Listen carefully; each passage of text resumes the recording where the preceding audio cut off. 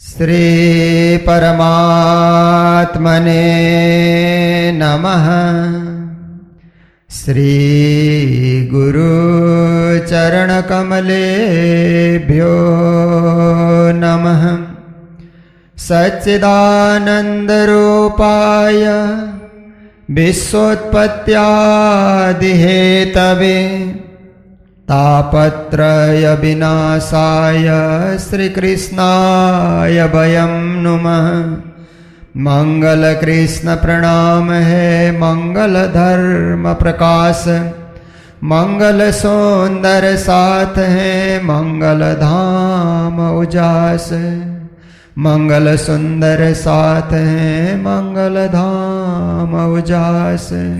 बोलो वृंदावन बिहारी लाल की, गुरुजी मंगलदास महाराज की, समस्त सुंदर साथ की।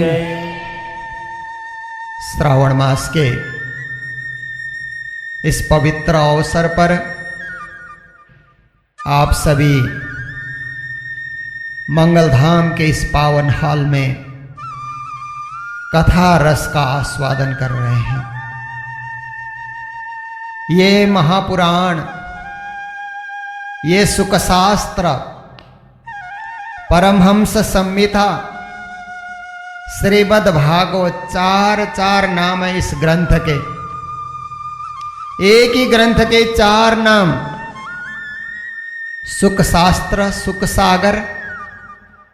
सुखदेव मुनि महाराज के मुखार बिंद से प्रकटित होने के नाते सुख शास्त्र कहा, सुख सागर भी कहा। ये ज्ञान का सागर, भक्ति का सागर, वैराग्य का सागर, त्याग का सागर, ऐसे इस महासागर में आप गोते लगा रहे हैं। इसी को महापुराण भी कहा गया। पुराणों का भी पुराण, पुराणों का भी सार।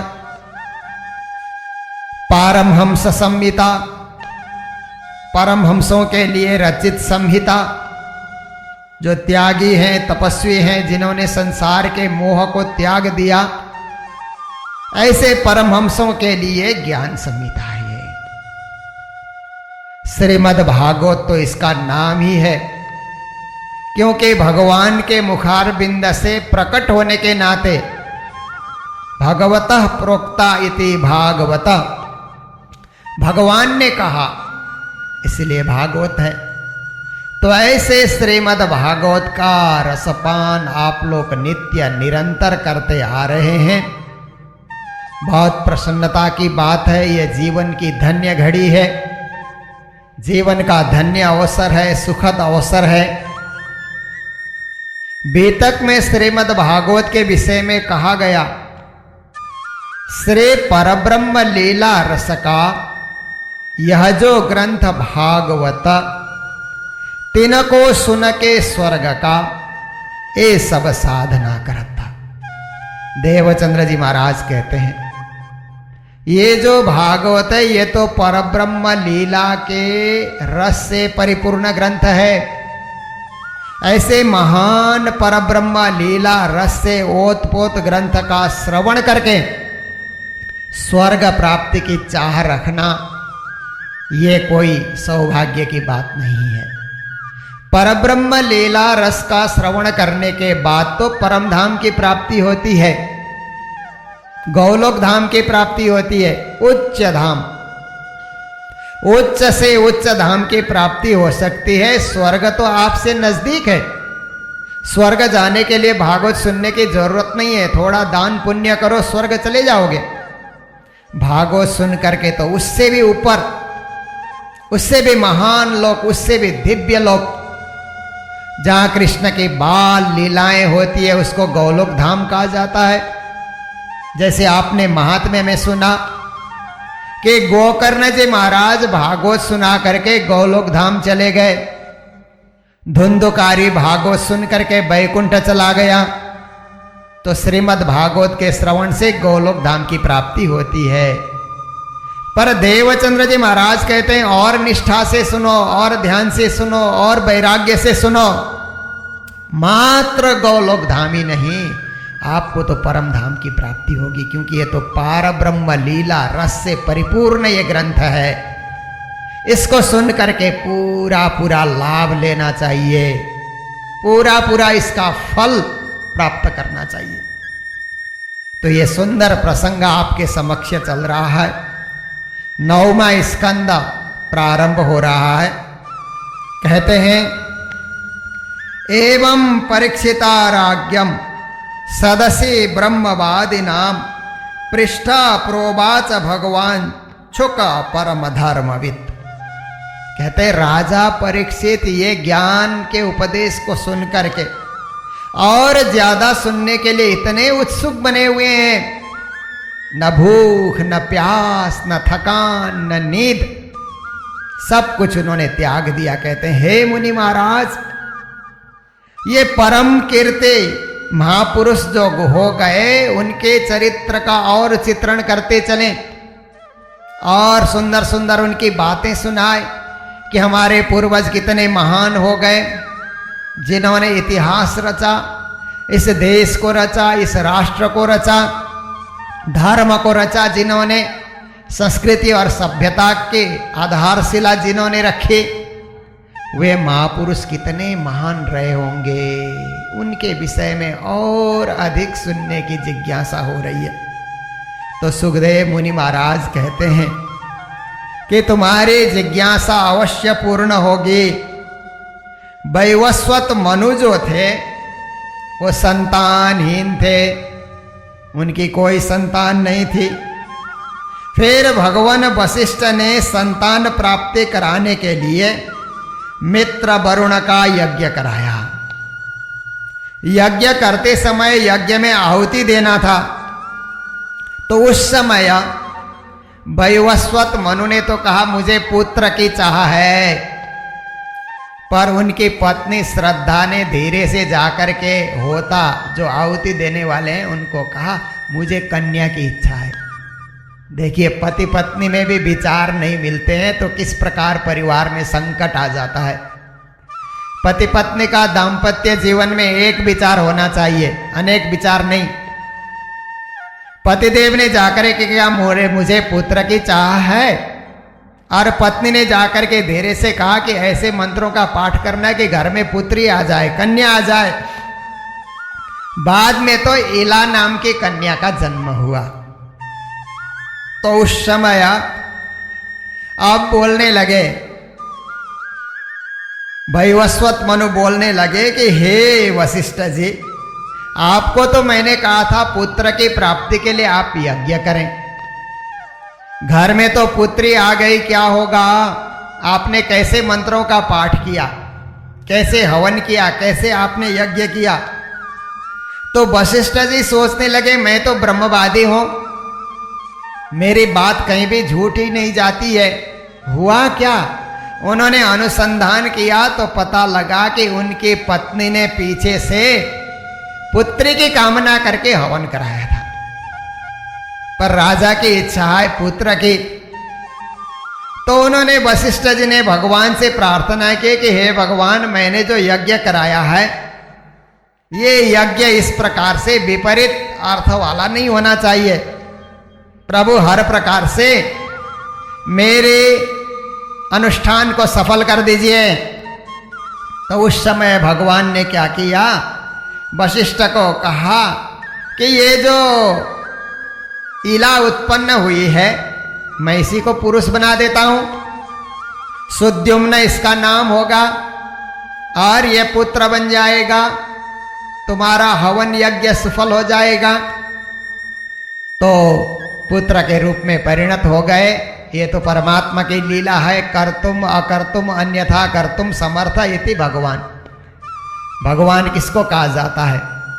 जो नहीं होना है उस कार्य को भी करके दिखा देते हैं, असंभव को भी संभव बना देना, उन्हीं को परमात्मा, उन्हीं को ईश्वर, उन्हीं को भगवान कहा जाता है। साधारण कार्य तो मानव भी कर लेता है, पर इस प्रकार के आश्चर्यजनक कार्य को भी संपादित कर देना उनको भगवान कहा जाता है। तो एक रोज ये सुद्युम्न फिर सिंधु देश के घोड़े पे चढ़ करके वो अपनी सेना को भी साथ में ले करके कवच इत्यादि धारण करके हाथ में सुंदर धनुष ले करके अद्भुत बाण ले करके हरिण के शिकार के लिए दौड़ लगाने लगा। इधर से उधर उधर से उधर दौड़ लगा रहा है, हरिण भागता जा रहा है और इस तरह से शिकार के लिए पीछे दौड़ रहा है। मेरू पर्वत की तलहटी तक पहुंचा और वहां वो स्थान था, शिव पार्वती का विहार स्थान था। वहां उसने प्रवेश किया और प्रवेश करते ही उसने देखा कि वो तो अभी पुरुष रूप में नहीं है, फिर स्त्री रूप में परिणत हो गया। इस एरिया में प्रवेश करते ही अपने आप को देखता स्त्री के रूप में, उसका घोड़ा भी घोड़ी के रूप में परिणत हो गया, सेना भी सब स्त्रियों के रूप में परिणत हो गई। बड़ा आश्चर्य हुआ कि क्या कारण है। जैसे ही इस तलहटी में, इस वन में प्रवेश किया, मेरे से लेकर के मेरी सारी सेना सबके सब स्त्री रूप में परिणत हो गए। तो कारण ऐसा था कि वो भगवान शंकर की लीला भूमि थी। तो उस लीला भूमि में भगवान शंकर हैं, देवी पार्वती हैं, वहां पर रहते हैं। और उस जगह क्या हुआ कि भगवान शंकर देवी पार्वती उसमें विश्राम करते हैं। एक रोज बिना बताए ऋषि महर्षि वहां पहुंच गए। कहीं भी जाना हो, किसी के स्थान में जाना हो तो पूर्व सूचना देने से अच्छा रहता। बिना पूर्व सूचना के पहुंच गए। तो देवी पार्वती जी स्नान कर रही थी, कपड़े इधर उधर बिखरे हुए थे। ऐसे समय में ऋषि लोग पहुंचे तो ऋषियों ने कहा इस समय भगवान के पास जाना नहीं चाहिए, क्योंकि यहाँ पर तो देवी पार्वती स्नान इत्यादि कर रही हैं, तो हम यहाँ पर न जाएं, हम नर नारायण भगवान के आश्रम में चले। तो ऋषि लोग उधर चले गए। देवी जी ने ऋषियों को आते हुए और लौटते हुए देखा तो भगवान शंकर जी से प्रार्थना की। तो शंकर जी ने कहा अच्छा ऐसा हुआ तो ठीक है, ये निश्चित एरिया में जो भी प्रवेश करेगा वो तत्काल स्त्री बन जाएगा, और स्त्री बनकर के कोई आए तो तुम्हें शर्म नहीं होगी। ऐसा भगवान शंकर ने कहा था। परिधि उसकी बांधी गई थी। ये सुद्युम्न वहीं प्रवेश कर गया, सेना को लेकर के, घोड़े को लेकर के वहां प्रवेश कर गया। तो वो भी स्त्री हो गया, घोड़ा भी घोड़ी के रूप में और सारी सेना भी स्त्री के रूप में। तो वहां से अब क्या करे, शरीर परिवर्तित हो गया। फिर उसके बाद वन में विचरण करते करते क्या होता है कि चंद्र के पुत्र बुध ने देखा, बुध ने सुंदर स्त्री को देखा। तो उस सुंदर स्त्री के साथ बुध ने विवाह किया। विवाह करने के बाद पुरुरवा नाम के पुत्र का भी जन्म हो गया।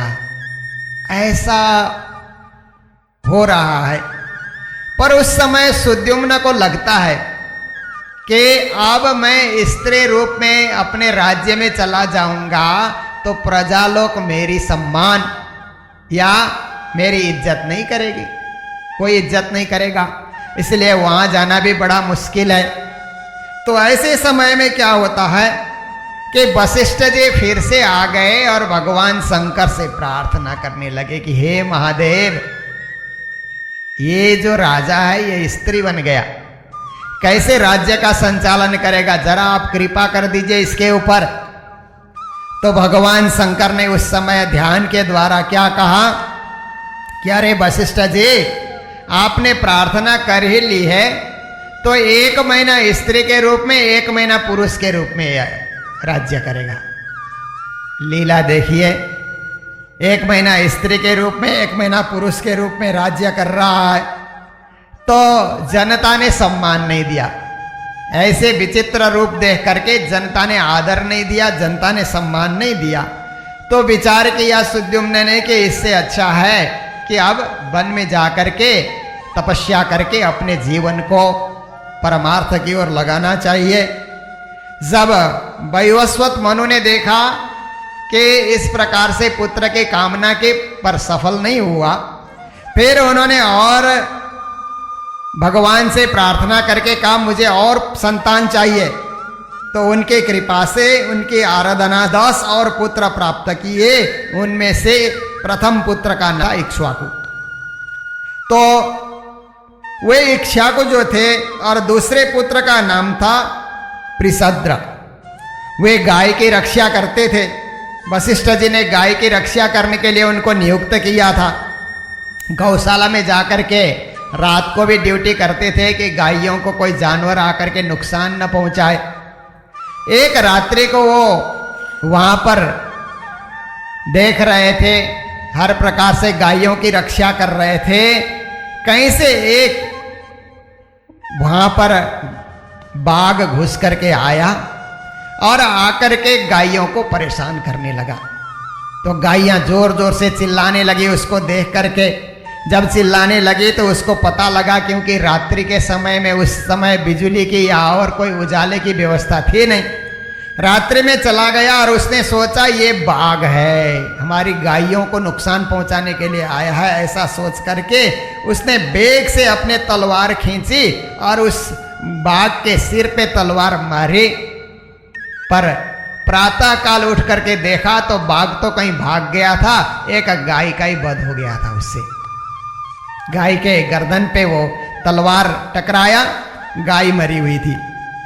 बड़ा दुख हुआ उसको कि ये क्या मेरे से हो गया, मैं तो गायों की रक्षक, गायों की सेवा करने वाला, और मेरे से ही एक गाय का वध हो गया, अपराध हो गया मेरे से। बहुत दुखी हो रहा है उस समय। तो वशिष्ठ जी ने भी उसको श्राप दे दिया कि तुम अब क्षत्रिय नहीं रहे, गौवध की हत्या तेरे ऊपर लगे, इसलिए तुम शूद्र बन जाओ, ऐसा करके श्राप दे दिया। तो उन्होंने सोचा अब ये जीवन को परमात्मा की भक्ति में लगा करके हर प्रकार से प्रायश्चित करके पाप को धो डालना चाहिए। ऐसा विचार करके फिर ध्यान, तपस्या, परमात्मा की अनन्य भक्ति, संसार तो दावा न लगने के समान है, इससे निवृत्त होना चाहिए और प्रभु का ध्यान भजन करना चाहिए। ऐसा सोच करके उस तरफ ये भी लग जाते हैं। और उसी परंपरा में सरियाती नाम के और एक राजा हो गए, जो वेदों को जानने वाले बड़े निष्ठावान और विद्वान राजा थे, और ऋषियों से वो बड़े सम्मानित भी थे हर प्रकार से। तो उनकी एक कन्या थी जिनका नाम था सुकन्या। बहुत चंचल थी उनकी लड़की।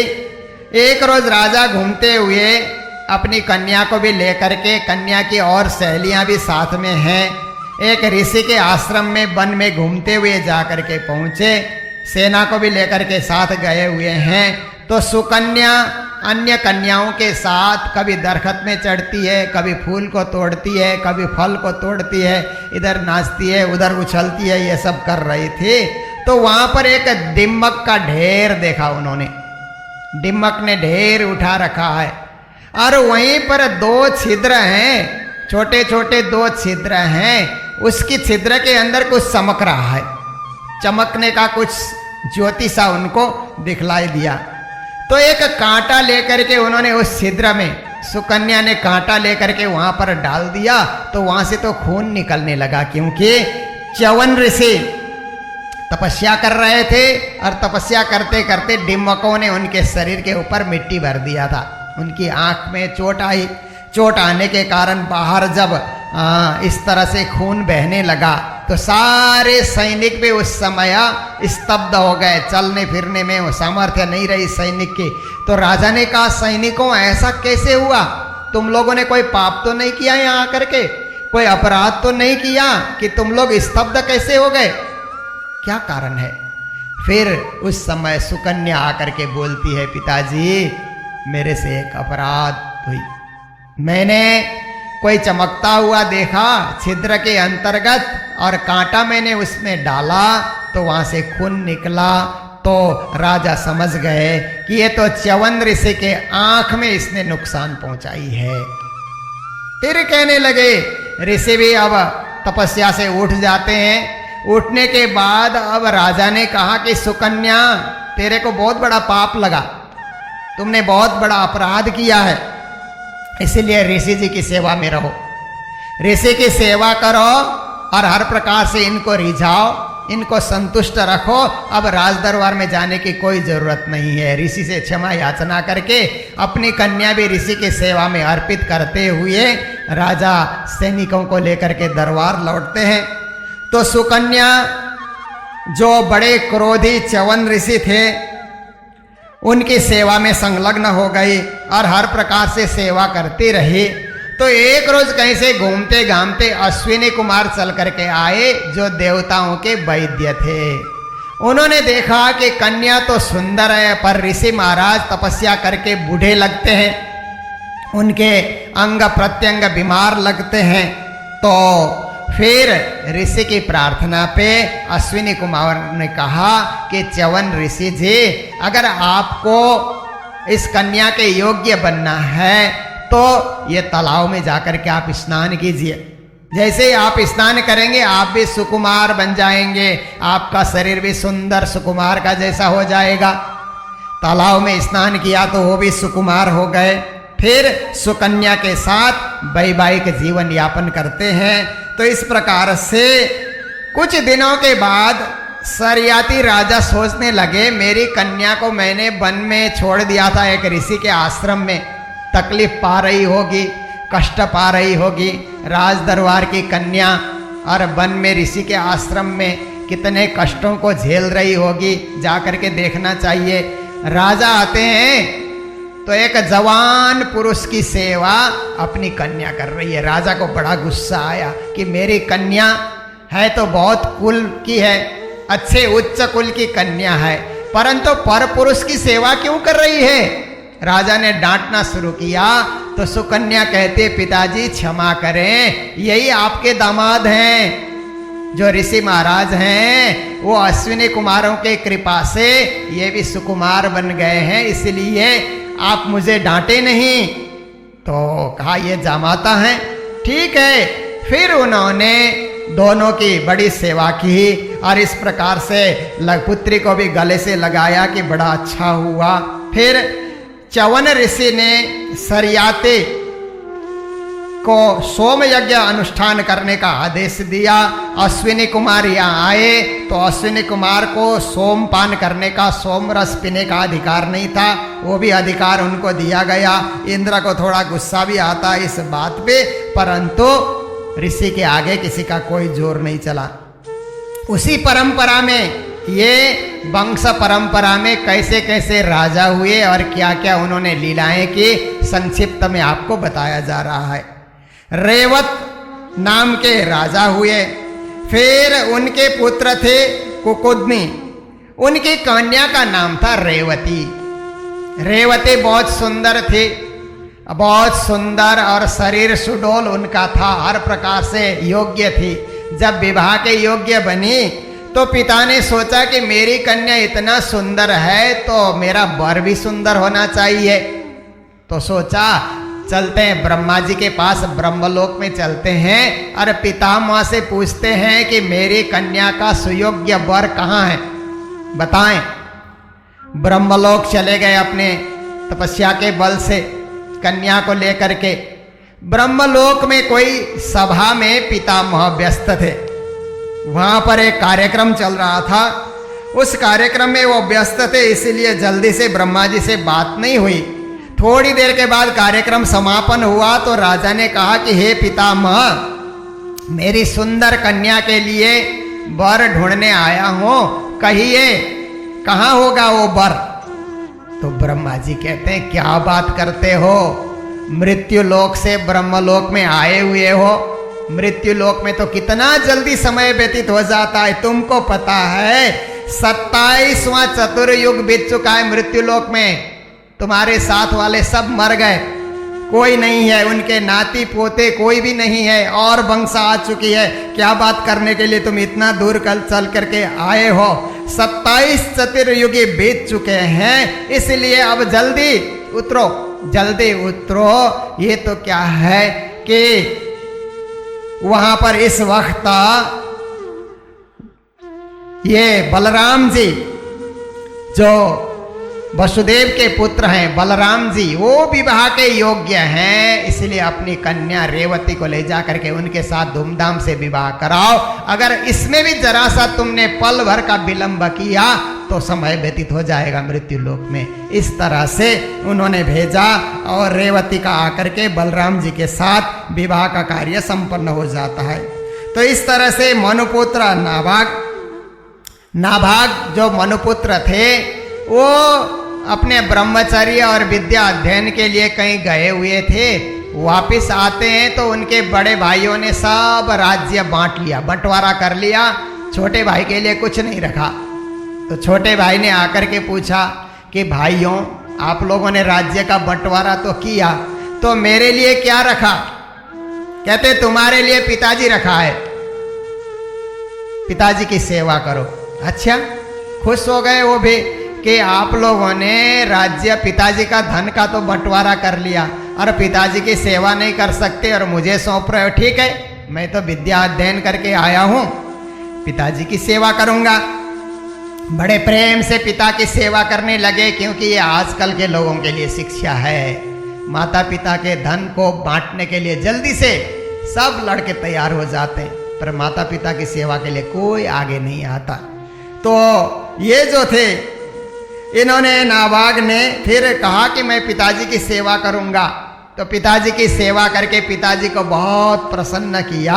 बहुत पिताजी जब प्रसन्न हो गए तो उस समय कहने लगे, बेटा तुम्हारे बड़े भाइयों ने तेरे लिए कोई धन नहीं रखा, मेरी सेवा ही तुम्हें सौंप दी।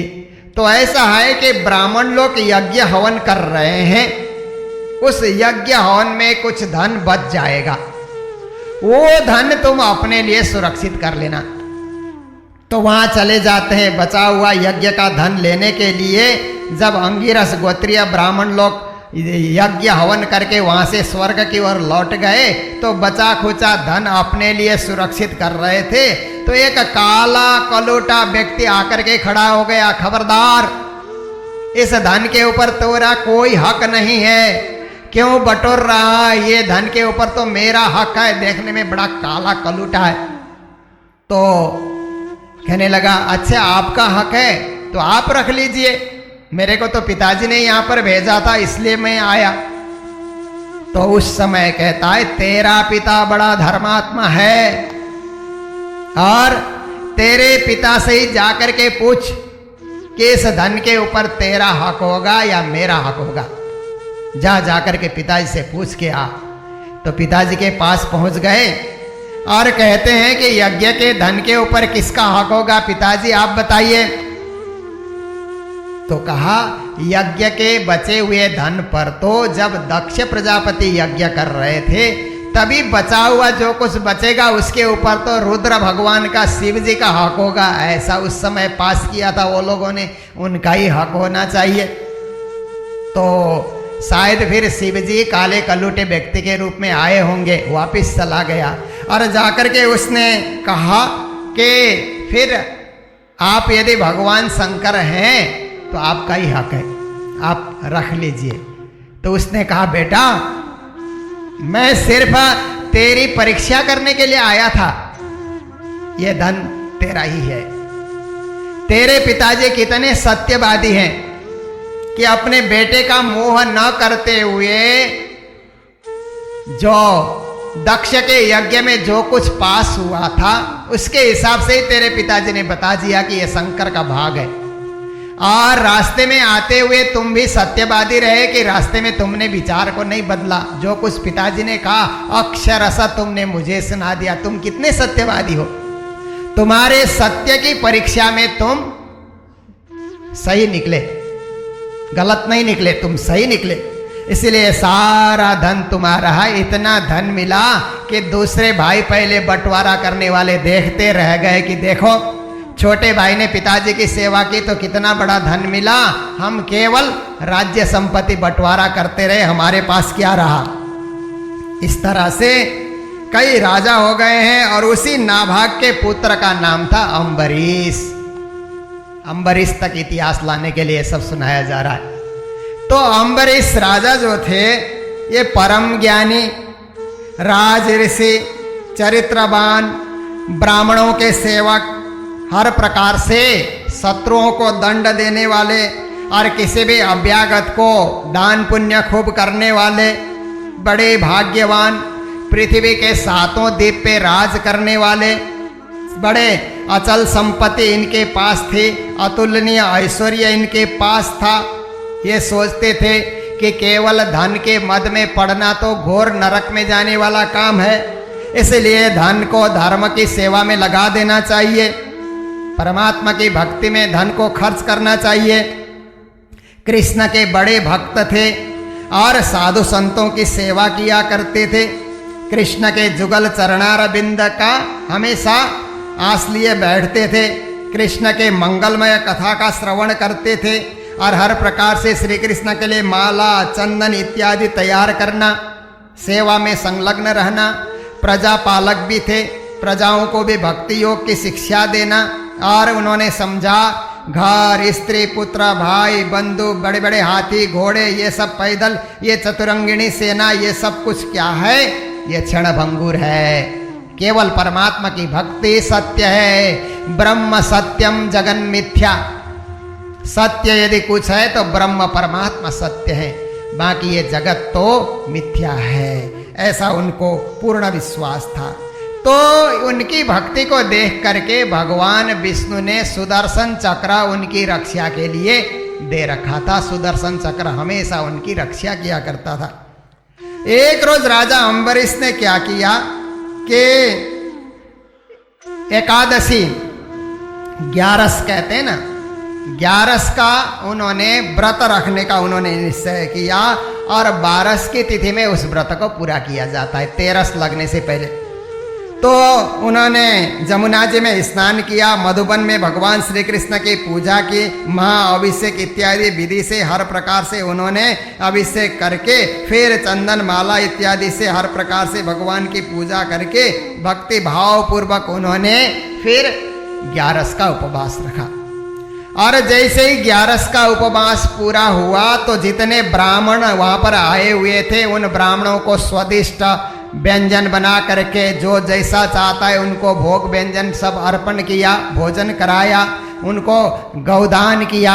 जिस जिस ब्राह्मण को गौ की जरूरत है, बड़ी संख्या में उनके पास गौएं थी, उन गौओं को उन्होंने क्या किया कि सींग में भी सोना मढ़ करके, गौ के खूर में भी चांदी मढ़ करके ऐसे बना बना करके सुंदर सुंदर बछड़े गौ ब्राह्मणों को दान में दे दिया। इतना करने के बाद अब 12 ब्राह्मणों ने कहा कि राजा अम्बरीश जी, 12 की तिथि पूरी होने में अब बहुत कम समय है, आप भोजन कर लीजिए, नहीं तो 13 की तिथि प्रारंभ हो जाएगी, इसलिए जल्दी से आप पारायण कर लीजिए। तो उस समय राजा ने विचार किया, ठीक है। ये सोच ही रहे थे कहीं से दुर्वासा ऋषि टपक गए और दुर्वासा ऋषि अतिथि के रूप में पधारे तो राजा ने उनका बड़ा सत्कार किया। सत्कार करके दुर्वासा ऋषि जी की पूजा की और कहा, महाराज ब्राह्मण देव आप भी यहाँ भोजन कर लीजिए, भोजन स्वीकार कीजिए। तो कहा ठीक है, हाँ मैं भोजन करता हूँ, परंतु अभी नदी में जाकर के स्नान करके आऊँगा, उसके बाद ही भोजन करूँगा। तो नदी में स्नान करने चले गए तो इतना ज़्यादा उन्होंने नहाने में समय लगा दिया कि सारे ब्राह्मण लोग बोल रहे हैं कि हे राजा जी, 12 के अब बस 1 घड़ी बाकी है 12 पूरी होने में, आप कुछ कर लीजिए, ये उपवास को आप खोल लीजिए, आप पारण कर लीजिए। तो राजा ने विचार किया कि इतना बड़ा यज्ञ किया है और ब्राह्मण लोग जब आग्रह कर रहे हैं तो उन्होंने विचार किया कि मैं पानी पी लेता हूँ, भोजन तो मैं नहीं करूँगा जब तक दुर्वासा जी का भोजन नहीं होगा, मैं जल पी करके फिर पारण कर लूँगा। ऐसा सोच करके उन्होंने जल पी लिया। ब्राह्मणों के आग्रह पे जल पी करके बैठे थे तो इतने में दुर्वासा जी नहा करके वापिस आ गए और उनको पता चला कि अम्बरीश ने जल पी लिया है। दुर्वासा ऋषि को बड़ा गुस्सा आया, कांपने लगे जोर जोर से, और भूखे भी थे। भूखे व्यक्ति को गुस्सा आ जाए तो कितना चिल्लाता है। तो वो जोर जोर से कहने लगे कि अरे राजा, तुमने पारण कर लिया, और कहते हैं, भौवे भी चढ़ा करके कहते हैं कि तुमने ये ठीक नहीं किया, तुमने मेरा अपमान किया।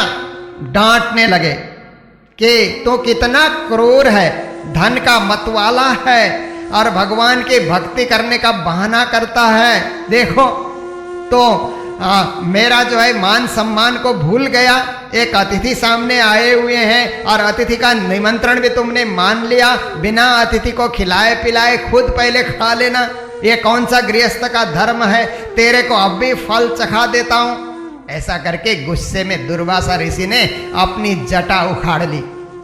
जटा उखाड़ करके उन्होंने क्या किया कि जटा उखाड़ करके जोर से जमीन में उन्होंने उसको पटक दिया, तो एक कृत्या वहां से उत्पन्न हो गई और कहा कि जाओ जाकर के अम्बरीश को खत्म करो। गुस्से में जब उन्होंने ऐसा कहा तो कृत्या वहां से आग के समान दहकते हुए बन करके अम्बरीश के ऊपर जब वहां पर टूट पड़ती है, तो ऐसे समय में क्या होता है कि धरती भी कांप रही है, अम्बरीश भी देख रहे हैं मेरा तो कोई दोष नहीं है, पर ऋषि जी को इतना गुस्सा आ गया, अब क्या होगा ऐसा सोच ही रहे थे। तो जो सुदर्शन चक्र पहले से भगवान ने उनकी रक्षा के लिए दिया था, उस सुदर्शन चक्र ने अपने आप ही उस कृत्या को जला करके स्वाह कर दिया, राख कर दिया।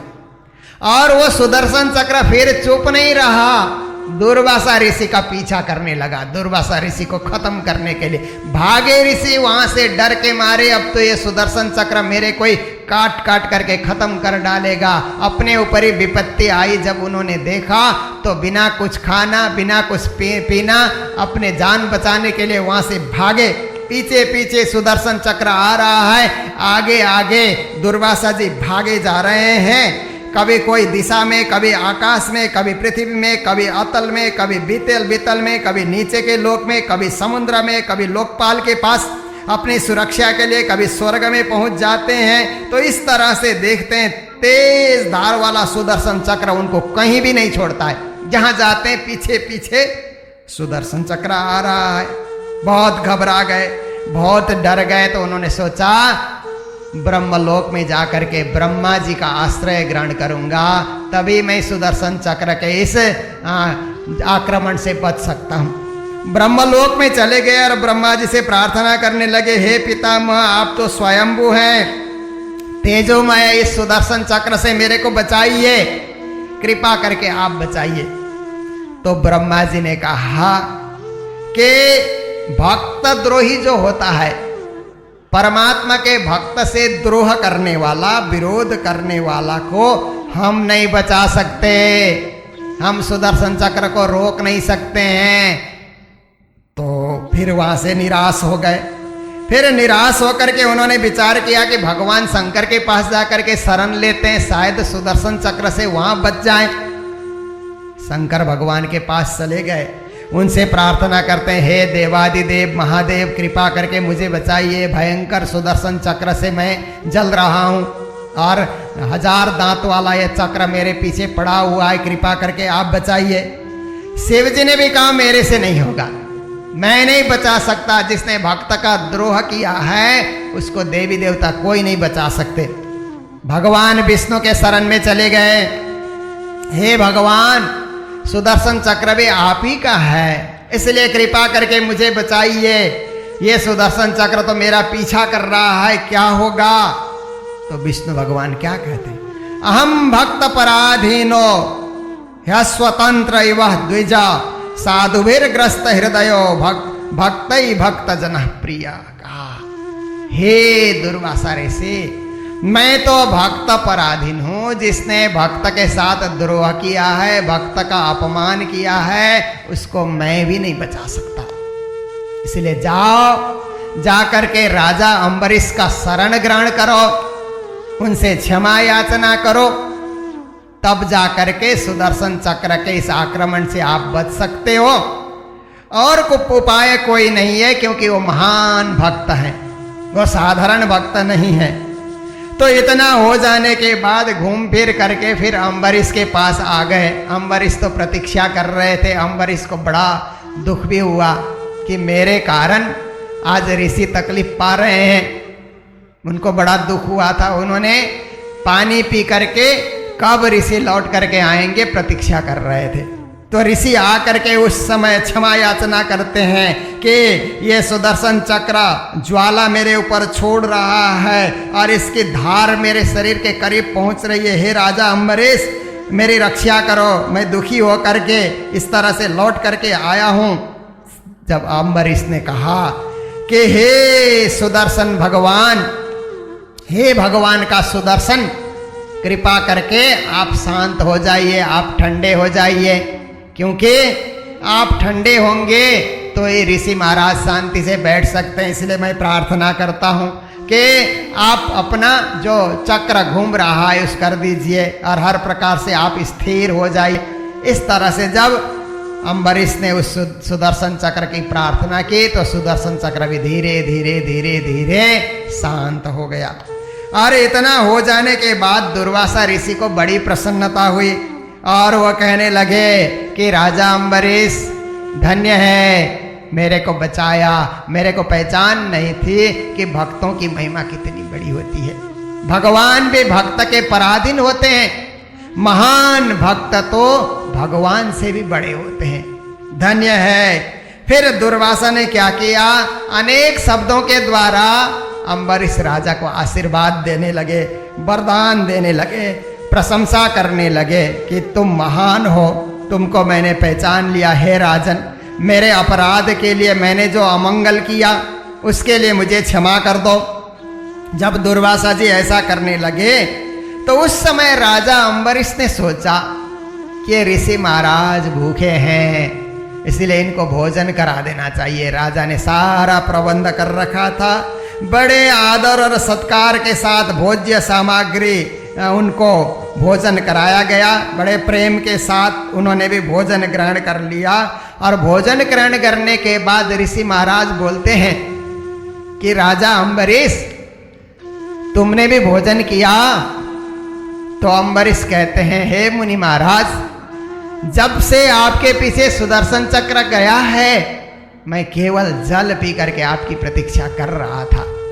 आपकी सेवा हो गई, आप प्रसन्न हो गए, आप तृप्त हो गए, आप अपने लोक को जब वापस जाएंगे उसके बाद ही मैं भोजन ग्रहण करूंगा। ये भक्तों का चरित्र, भक्तों का लक्षण और भक्तों का महान हृदय, इस कथा को सुनने से हमें पता चल जाता है।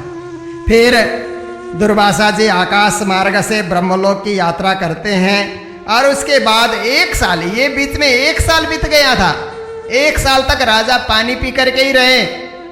उसके बाद फिर दुर्वासा जी जाने के बाद उन्होंने भगवान को चढ़ाया हुआ पवित्र भोजन प्रसाद उन्होंने ग्रहण कर लिया।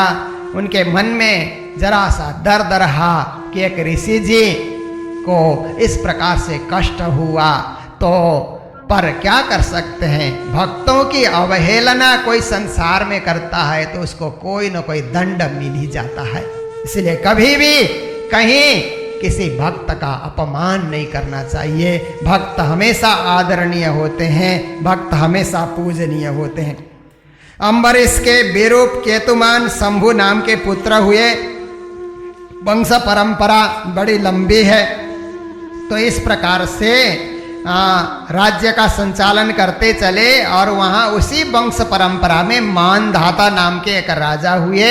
वो भी 7 द्वीप में राज्य करते थे। उस समय के भारत के राजा पूरी पृथ्वी पे राज्य करते थे। कुछ कुछ राजा तो स्वर्ग और पाताल तक भी राज करते थे। तो पृथ्वी के 7 द्वीप में मानधाता का राज्य है और उनकी पत्नी बिंदुमती है, उनसे 3 पुत्र हुए हैं। तो इस प्रकार से अब क्या होता है कि वहीं पर एक सौरभी नाम के ऋषि भी वहाँ पर रहा करते थे। ऋषि जी बड़े तपस्वी थे। एक रोज जमुना जी में डुबकी लगाने के लिए चले गए थे, तो मत्स्य राज के पारिवारिक सुख को देख करके उनको लगा कि ये ऋषि का जीवन से बढ़कर के गृहस्थ का जीवन अच्छा है। ऐसा सोच करके उन्होंने विचार किया कि हमारे महाराज मानधाता के तो 50 कन्याएं हैं, एक कन्या मेरे को विवाह में वो प्रस्तुत करेंगे तो मेरा भी गृहस्थ जीवन अच्छा से चलेगा। राजा के पास चले गए तो राजा ने कहा कि ऋषि जी, आप तपस्या करते करते आपका शरीर जीर्ण शीर्ण हो गया है और मेरी कन्याएं सुकुमारी राज दरबार में पलती हैं, आपको पसंद करेगी नहीं करेगी। ऋषि जी ने अपने तपस्या के बल से अपना शरीर भी सुंदर बनाया, तो 50 की 50 कन्याओं ने ऋषि जी को ही वरण कर लिया। ऋषि जी का भी अपना गृहस्थ जीवन सुंदर रीत से चलने लगा। राजा आकर के मानधाता कभी कभी देखते हैं तो 7 द्वीपों का राज करने वाले उतने सुखी नहीं हैं जितने सुखी ऋषि उनकी कन्याओं को लेकर के संसार में सुखी जीवन यापन कर रहे हैं। देखिए, बड़ा धन होने से कोई सुखी नहीं होता है, मन में संतोष हो तो व्यक्ति सुखी होता है। संतोषम परमम सुखम असंतोषम महादुखम। असंतोष महादुख का कारण होता है, संतोष परम सुख का कारण होता है। फिर उसके बाद एक रोज फिर ऋषि जी ने विचार किया, सौरभी ने विचार किया कि ये माया, संसार, मोह, दुनियादारी ये तो बंधन का कारण है, इससे आत्मा मुक्ति नहीं मिलती है। इसीलिए कुछ काल तक संसार को देखने के बाद, घर परिवार को देखने के बाद आत्मा कल्याण का मार्ग भी ढूंढना चाहिए। फिर त्याग तपस्या में लगे, आत्मा कल्याण के मार्ग में लगे और उनके ही परिवार में त्रिशंकु नाम के राजा होते हैं। देखिए, ये 9वां स्कंद जो है राजवंश की परंपरा चली आ रही है। त्रिशंकु नाम के राजा हुए और ये त्रिशंकु ऐसे थे, सशरीर स्वर्ग में जाना चाहते थे। इसलिए वो यज्ञ हवन करके इन्होंने वशिष्ठ जी को कहा कि ऐसा यज्ञ करा दीजिए कि मैं सशरीर स्वर्ग में चला जाऊं। कहा संभव नहीं है, ये तेरे से नहीं होगा। कहा नहीं, मुझे जाना है। फिर गुरुपुत्रों को बुलाया, अलग से गुरुपुत्रों को बुला करके कहा आप लोग ऐसा यज्ञ करिए मेरे नाम से कि मैं सशरीर स्वर्ग चला जाऊं। तो गुरुपुत्रों ने कहा कि पहले आपने पिताजी से कहा, अब हमसे कह रहे हो, इसलिए हम आपको श्राप देते हैं कि आप चांडाल बन जाएं, क्योंकि बार बार ब्राह्मणों से आप धोखा कर रहे हैं। चांडाल बना दिया उनको। इतने में विश्वामित्र जी को पता लगा। वशिष्ठ और विश्वामित्र का आपस में प्रतिस्पर्धा होती थी, आपस में वो लोग द्वंद्व करते रहते थे। तो वशिष्ठ जी जो करें विश्वामित्र उसका उल्टा कर देते थे। तो क्या हुआ, विश्वामित्र ने कहा मैं ऐसा हवन करा देता हूं, यज्ञ करा देता हूं कि त्रिशंकु तुम सशरीर स्वर्ग चले जाओ, आओ बैठो। बड़ा यज्ञ उन्होंने करा दिया और त्रिशंकु को स्वर्ग में भेज दिया। जब स्वर्ग में वो चला जाता है तो इंद्र ने देखा ये नया आदमी कौन आ रहा है, नया देव कौन आ रहा है, ये तो त्रिशंकु है। इंद्र ने वहां से धक्का दे दिया, गुरु के साथ धोखा करने वाला स्वर्ग में कैसे पहुंचा तू, निकल जा यहां से। धक्का दिया इंद्र ने, तो ऊंधे मुंह होकर के स्वर्ग से पृथ्वी में गिर रहे थे। विश्वामित्र जी ने अपने तपस्या के बल से कहा कि त्रिशंकु नहीं गिरेगा, वहीं अटका रहेगा, उधर ही अधर में ही अटका रहेगा। ऐसे उन्होंने अपने साधना से उनको वहीं पर टिका दिया। तो त्रिशंकु ऊंधे मुंह लटके हुए हैं। इसलिए जो स्वार्थ परायण होकर के आधा अधूरा कार्य करता है, त्रिशंकु के तरह ऊंधे मुंह उसको ये लटकना पड़ता है। इसलिए ऐसा कार्य नहीं होना चाहिए। गुरुमुखी बन करके संसार में जीवन जीना चाहिए, मनमुखी नहीं बनना चाहिए। इस कथा को श्रवण करके ये शिक्षा मिलती है।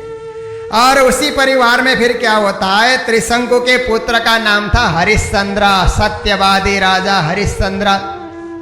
राजा हरिश्चंद्र की बड़ी कीर्ति है, पर उनके यहाँ भी कोई पुत्र न होने के कारण वो भी बड़े निसंतान हो करके बड़ी दुखी हो रहे थे। वरुण देव की उपासना उन्होंने की और वरुण देव से प्रार्थना की कि एक झलक पुत्र का दिखा दीजिए, भले ही जन्म हो जाए, जन्म होने के बाद आपको ही चढ़ाना पड़े। उस समय अश्वमेध यज्ञ, गौमेध यज्ञ, नरमेध यज्ञ ये सब चलते थे। तो मेरा बालक आपको ही बलि चढ़ाना पड़े तो भी मैं तैयार हूं, परंतु एक झलक पुत्र का मुंह मुझे देखना है। ऐसे प्रार्थना की तो वरुण देवता ने कहा ठीक है, झलक दिखा देते हैं, तेरी इच्छा पूरी हो जाएगी। पुत्र का जन्म करा दिया। तो पुत्र जन्म होने के बाद अब चढ़ा मेरे को, तो हरिश्चंद्र कहने लगे इसका कम से कम नामकरण संस्कार तो हो जाए, फिर चढ़ा देंगे। नामकरण संस्कार हुआ तो वरुण देवता आकर के बोलते हैं कि अब चढ़ा ले। तो उस समय कहते हैं कि इसके दांत निकल आए तो चढ़ा देंगे आपको। दांत निकल आए तो फिर कहने लगे कि अब चढ़ाओ, अब क्या हुआ? तो कहते हैं ये तो दूध के दांत हैं, असली दांत नहीं है। असली दांत जब निकल आएंगे, क्योंकि दूध वाले दांत गिर जाते हैं ना, फिर दूसरे दांत आते, वो आएंगे तो आपको चढ़ा देंगे। वो दांत भी निकल आए और वो निकल आने के बाद फिर कहा अब चढ़ा ले, अब क्यों नहीं चढ़ाता है? कहता ये अब कवच धारण करने लगे तो आपको चढ़ा देंगे। इतने में रोहित उसका नाम था, लड़के का नाम, वो भी कुछ कुछ समझने लगा। तो उसने क्या किया कि मेरे को तो बलि चढ़ा रहे हैं, वन में चला गया, चुपके से वन में चला गया। और वन में जाकर के, वन में जब वो चला गया तो पिताजी क्या हो गया कि अपने वादा पूरा न कर पाने के कारण राजा हरिश्चंद्र थे तो सत्यवादी, पर एक महोदर नाम के रोग से पीड़ित हो गए। बेटे रोहित को पता लगा कि पिताजी रोग से पीड़ित हो गए तो मुझे चले जाना चाहिए। जब वो आ रहा है तो इंद्र बीच में मिल गए। इंद्र ने कहा अरे रोहित, जा करके बलि चढ़ने से अच्छा है तुम वन में ही भजन करो, वन में ही भक्ति करो, क्यों जाते हो? ऐसा करके बार बार इंद्र रोकते हैं। तो इस प्रकार से 6 वर्ष तक रोहित वन में ही रहे। पिता के पास जाने की बड़ी इच्छा होती है।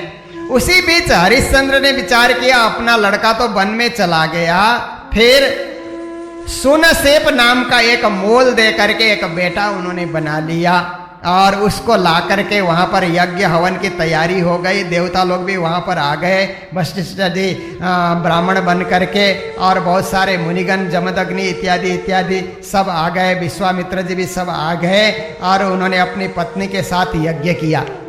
तो इसी प्रकार से एक रोज क्या हुआ कि उनका यज्ञ सफल होता देख करके विश्वामित्र जी ने एक रोज क्या किया, ब्राह्मण का वेश बना लिया।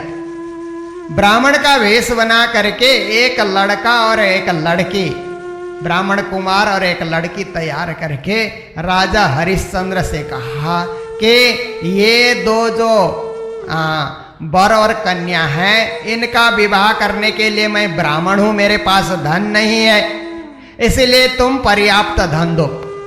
तो ये धन इतना कम है, और दान करो, और दान करो। सारा राज्य का धन उन्होंने दान में ले लिया। दान में लेने के बाद फिर कहने लगे तुमने दान तो दिया राजा, पर दक्षिणा नहीं दिया है। दान के ऊपर दक्षिणा भी दिया जाता है, अब दक्षिणा भी रखो। तो राजा हरिश्चंद्र कहते सब कुछ तो आपको दे दिया, अब दक्षिणा मैं कहां से लाऊं? अपनी पत्नी और अपने पुत्र रोहित को बिक्री करके उन्होंने दक्षिणा उसके ऊपर दिया। तो उनको भी काशी में जाकर के एक घाट में जो मृत व्यक्ति को जलाते हैं उस कार्य में संलग्न होना पड़ा। तो जलाए जा रहे हैं। एक तो इतने बड़े राजा थे, परंतु अपने वादा पूरा करने के लिए, सत्यवादी बनने के लिए इतने कष्ट आ गए। और एक रोज क्या होता है कि उनकी पत्नी काम कर रही थी, एक सांप चल करके आया और बेटे को भी डस लिया, बेटा मर गया। बेटा मरने के बाद बेटे को जलाने के लिए उसी घाट पे लेकर के आती है जिस घाट पे हरिश्चंद्र मृत व्यक्ति को जलाने का कार्य कर रहे हैं। तो वहां आकर के जलाने के लिए जो कपड़ा ढक दिया जाता है वो भी उसके पास नहीं, अपने साड़ी का टुकड़ा ही, इतने निर्धन हो गए थे, साड़ी का टुकड़ा उड़ा करके बालक को जलाने की तैयारी हो रही है। तो हरिश्चंद्र ने उस समय बालक का मुंह देख करके पहचान लिया कि ये तो मेरा ही बेटा है और ये मेरी ही पत्नी है जिनको मैंने बिक्री कर दिया था, धिक्कार है। ऐसा सोच करके उसी आग में बालक को भी, पत्नी को भी, खुद भी जलने की तैयारी कर रहे थे। तो उस समय भगवान प्रकट हो जाते हैं। धन्य है राजा हरिश्चंद्र, तेरे सत्य धर्म और सत्य निष्ठा को देख करके मैं प्रसन्न हूं। तेरा लड़का अभी मरेगा नहीं, लड़का भी जीवित रहेगा और तुम भी उसी तरह से पहले की तरह अपना वैभव और राज्य का संचालन करोगे। तो इस प्रकार का इतिहास आता है। उसी वंश परंपरा में राजा सगर हो जाते हैं। और राजा सगर ने अश्वमेध यज्ञ करना चाहा तो कहा जाता है उनके 60,000 पुत्र थे। घोड़े को उन्होंने छोड़ दिया और घोड़ा जहाँ जहाँ जाता है वहाँ के राजाओं को जीत करके जब घोड़ा लौट करके आता है फिर बहुत बड़े यज्ञ की जो है योजना होती है। इनका घोड़ा जो छोड़ा गया था राजा सगर का, वो इंद्र ने चुरा करके कपिल मुनि के आश्रम में छुपा दिया। तो राजा सगर के पुत्र घोड़े को ढूंढने के लिए इधर से उधर जाते हैं, पृथ्वी को खोद डालते हैं कि घोड़ा कहाँ चला गया। उनके लड़कों ने जहाँ जहाँ पृथ्वी को खोदा वहीं नदी और समुद्र बन गए। सब जगह जाकर के पृथ्वी को खोदते हुए कपिल मुनि के आश्रम में निकट पहुंचे तो देखा कपिल मुनि तो ध्यान तपस्या में बैठे हुए हैं, आश्रम के पीछे घोड़ा बंधा हुआ है। यही ढोंगी है, देखो नाम मात्र का ये ध्यान कर रहा है परंतु ये ठग है। हर प्रकार से हमारे घोड़े को चुराने वाला यही है। आंखें मात्र इसने मूंद रखी है, ये पापी है, इसको मार डालो। इस प्रकार से जोर जोर से राजा सगर के लड़के चिल्लाने लगे तो कपिल मुनि की तपस्या टूट गई। उन्होंने धीरे से अपने नेत्रों को खोला, क्योंकि जो ऋषियों का अपमान करता है, साधकों का और तपस्वियों का अपमान करता है, उनको तो कुछ पता ही नहीं कि कौन घोड़ा लेकर के आया, क्या हुआ। पर जोर जोर से जब उनको गालियां देने लगे तो उनके नेत्र जैसे ही खुलते हैं तो उनके नेत्र से अग्नि प्रकट हो जाती है और 60 के 60,000 सगर के पुत्र जल करके राख हो जाते हैं। वहां पर राख का ढेर वहां खड़ा हो जाता है, क्योंकि महापुरुषों का अपमान किया था जिसका फल उनको मिला। और इसके बाद फिर राजा सगर की दूसरी पत्नी थी, केसिनी उनका नाम था। उधर से एक लड़का का जन्म हुआ था असमंजस। राजा सगर ने कहा कि तेरे भाई तो लौट करके नहीं आए, तो ढूंढने के लिए चला जा, क्या हुआ। असमंजस फिर इस तरह से ढूंढता हुआ वहां जा करके पहुंचता है तो उसने देखा कि कपिल मुनि के आश्रम के आगे सब राख हो गए हैं। तो उसने कपिल मुनि से प्रार्थना की कि प्रभु ये सब कैसे हुआ। तो कहा कि वो घोड़ा तो इंद्र चुरा करके ले आए थे, पर अब मेरे ऊपर गालियां उन्होंने देना शुरू की और इस प्रकार से वो जल करके भस्म हो गए हैं। अगर उनको तारना है, अपने भाइयों को तारना चाहते हो तो तपस्या करो, गंगा जी को इस धरती पे उतार कर लाना होगा। जब गंगा जी आएंगी तब ये सारे के सारे पवित्र हो जाएंगे, पाप मुक्त हो जाएंगे। तो ये घोड़ा तुम लेकर के जाओ, अपना यज्ञ पूरा करो, पिताजी की इच्छा पूर्ण करो, उसके बाद गंगा जी को धरती में लाने के लिए तपस्या शुरू कर दो। फिर क्या होता है कि असमंजस ये सारा कार्य संपन्न करके गंगा जी को उतारने के लिए तपस्या करने बैठते हैं। सारी जिंदगी तपस्या करते हैं परंतु गंगा को धरती में लाने में सफल नहीं होते। फिर उनके पुत्र दिलीप, राजा दिलीप फिर तपस्या में लग जाते हैं गंगा को धरती पे लाने के लिए, फिर भी गंगा धरती पे नहीं आती है। फिर उनके पुत्र राजा भगीरथ तपस्या में लग जाते। भगीरथ के तपस्या से ब्रह्मा जी के कमंडल में बैठी हुई गंगा जी प्रसन्न हो जाती हैं। गंगा जी कौन थी आपने सुना, वामन भगवान का अंगूठा ब्रह्मा जी के ब्रह्मलोक में पहुंचा तो ब्रह्मा जी ने अपने कमंडल में पानी था उसको उन्होंने धो लिया था, वही गंगा जी है, ब्रह्मलोक में बैठी है, कमंडल में बैठी है। तो यहाँ से राजा भगीरथ कहते हैं कि हे देवी गंगा आप उतर आइए और मेरे पूर्वज राख हो गए हैं, भस्म हो गए हैं, आप उनको पवित्र कर दीजिए, अपने जल से आप पवित्र कर दीजिए, उनको भी पुण्य लोक मिल जाए। तो गंगा जी कहती हैं अरे राजा भगीरथ, मैं पृथ्वी तल में ब्रह्मलोक से आऊंगी ना तो मेरी धार इतनी तेज होगी कि पृथ्वी को छेद करके रसातल में मैं चली जाऊंगी। मेरी तेज धारा को कौन रोकेगा। केवल शंकर भगवान अपने जटाओं में मुझे रोकना चाहेंगे तो ही मैं रुक पाऊंगी, नहीं तो और कोई मुझे रोक नहीं सकता। फिर भगवान शंकर को रिझाने के लिए तपस्या में बैठे, पर शंकर भगवान तो जल्दी रिझ जाते हैं। आशुतोष कहा जाता है उनको, जल्दी रिझ गए। कहते हैं क्या बात है, कहा, हे महादेव, आप अपनी जटा में गंगा जी को सुरक्षित कीजिए जो ब्रह्मलोक से उतर करके आ रही। भगवान शंकर ने कहा ठीक है, और उन्होंने उस बात को मान लिया।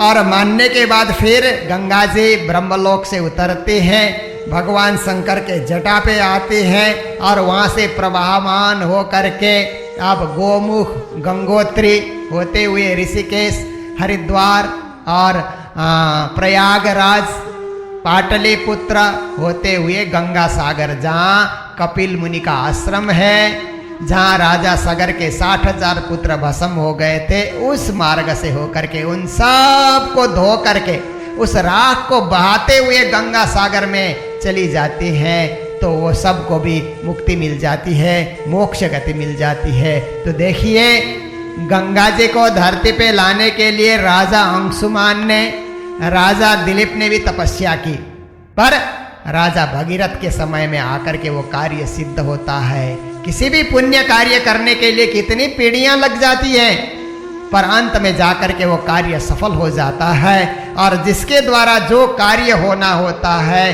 उसी के द्वारा वो कार्य सिद्ध होता है। चाहते तो और भी लोग हैं कि मैं भी कुछ का कुछ कर डालूं, पर होता वही है कि परमात्मा जिसको सौभाग्य देते हैं उसे को वो फल मिल जाता है। तो इस प्रकार से गंगा जी का भी इस धरती पे आगमन हुआ।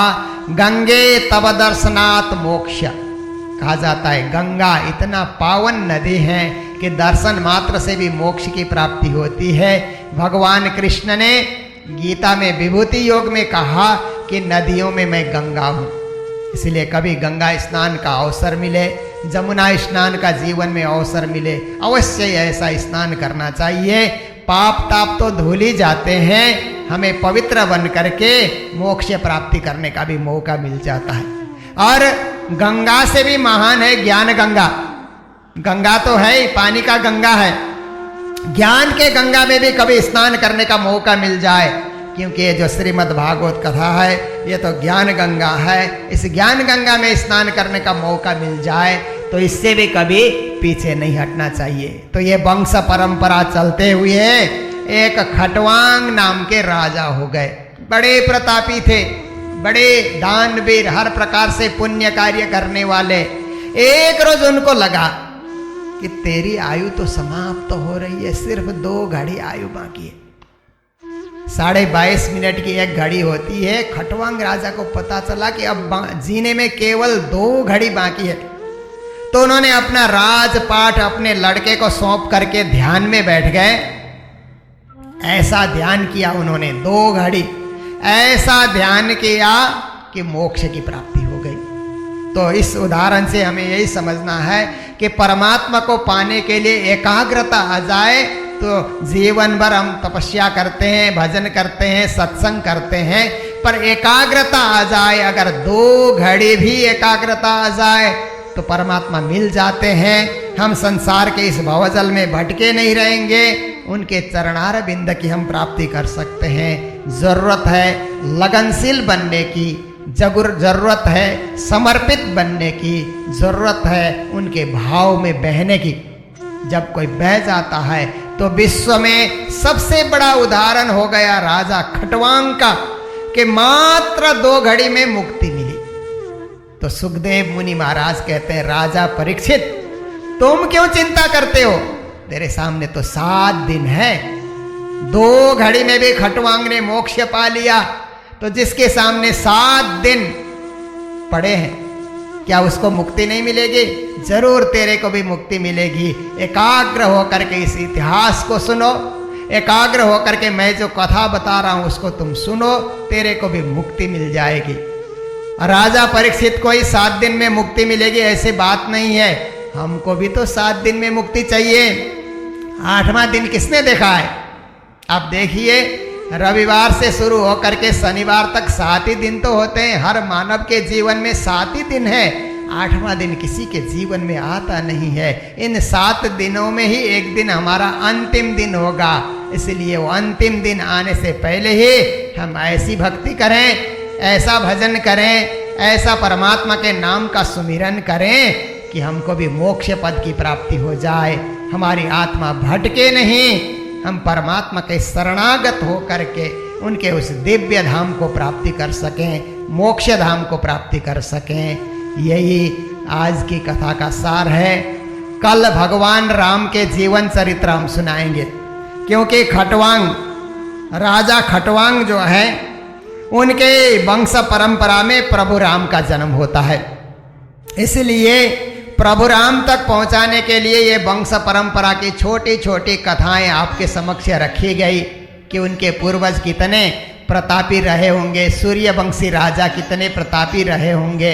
इस संदर्भ में कुछ प्रकाश डाला गया। प्रभु राम का जीवन चरित्र कितना महान था, वो मर्यादा पुरुषोत्तम थे, इस संसार को क्या दे करके चले गए, ये चरित्र हम लोग सुनेंगे। तो आज इन्हीं शब्दों के साथ जय जयकार करते हुए कथा प्रसंग को विश्राम दे रहे हैं। बोलो सतगुरु महाराज की, प्राणनाथ प्यारे की, कृष्ण कन्हैया लाल की, कृष्ण प्रणामी धर्म की, श्रीमद् भागवत महापुराण की, सर्व सुंदर साथ की।